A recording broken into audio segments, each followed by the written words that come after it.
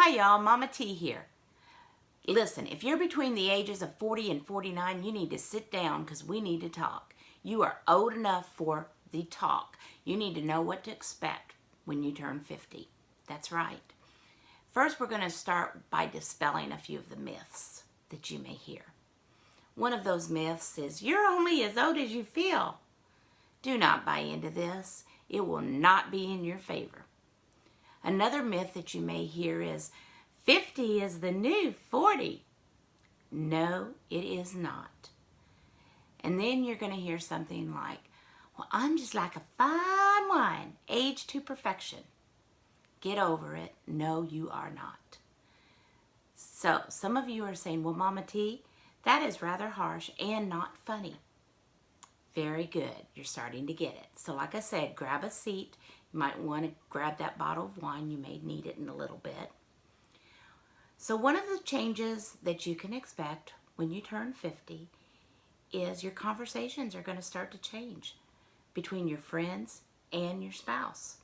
Instead of discussing things like the latest movies and entertainment and activities and even gossip, you're going to be talking about your ailments and your pains and what remedies work best.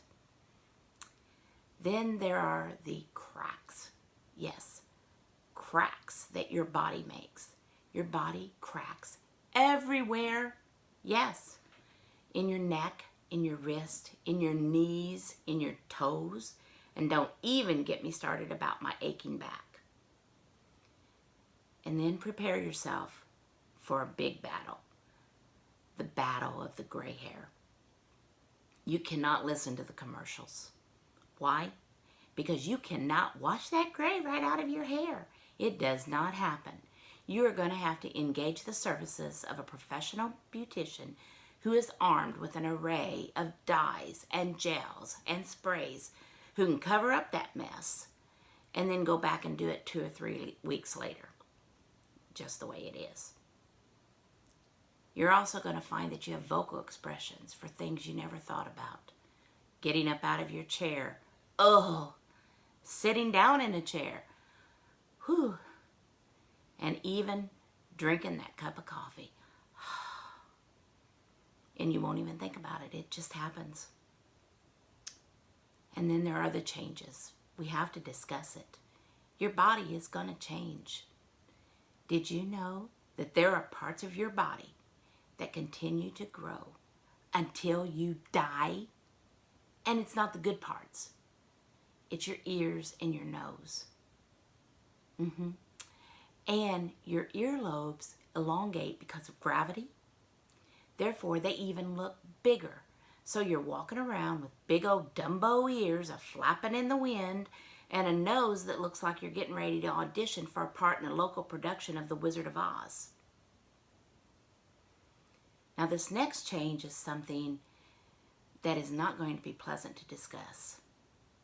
Did you know that as you get older, your behind flattens, lengthens, and suddenly merges with your back to where there's no dividing line?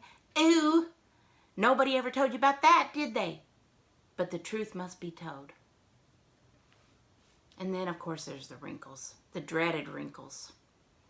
Wisdom lines, they call them. There is no wisdom there.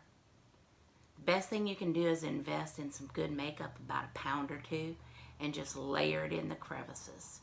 You may be able to do cosmetic surgery if you can afford it, but then again, you might want to look at some of the celebrities, not necessarily a good investment. And so now we're going to touch on a subject that is probably going to make some of you uncomfortable, but it has to be told. And we're talking about sagging. Women, you know the perky pose that you're used to sporting? Well, keep in mind that in order to maintain that, it's going to require a lot of work and expensive undergarments to maintain that. Yeah, sad but true. When we say we carry the weight of the world on our shoulders, we really do. And here's the really uncomfortable part. That after 50, once you release the so-called kraken, lying on one's back can be equated to witnessing the great divide. Yeah, the truth hurts. So is there an upside to aging? I'm so glad you asked, because there is. Aging means that you're still here. So in the infamous words of Martha Stewart, that's a good thing. And then your sense of caring about what others think, non-existent. You relate more and more to the movie Fried Green Tomatoes. And then there's having fun with sarcasm. Most of the time, people just laugh and think it's cute. They don't even get the fact that you really mean it. You don't go out to dinner and a movie anymore. You go out to dinner or a movie, and that's usually around 4 p.m.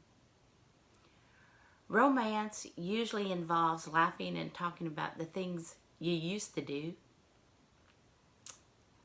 One of my favorites is watching millennials navigate through their I know it all world and reflecting on when we were that stupid. And then last but not least, aging means that you can vlog and blog. And if people want to listen, great. And if they don't, great. So that's the vlog for today. And this is Mama T. Have a great day. Bye.